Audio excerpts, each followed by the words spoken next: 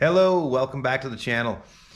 Hey, so here's today's find. We got an OldTown boat, 14 footer. It's a cedar strip boat with a canvas wrap. Ended up finding this on someone's burn pile and decided there was too much historic value and it was in too good a shape to watch it go up in flames. So as you can see, we've already peeled the canvas off of this. Take a little walk, check out, this thing is in great shape.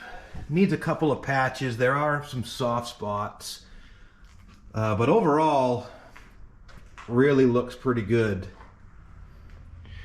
I'll give you a look at the underside of this. Definitely looks like it's in pretty good shape.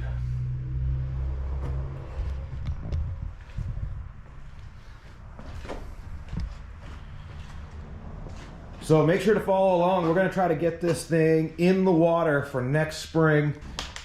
Try it at some of the places where I can't get my bigger boat.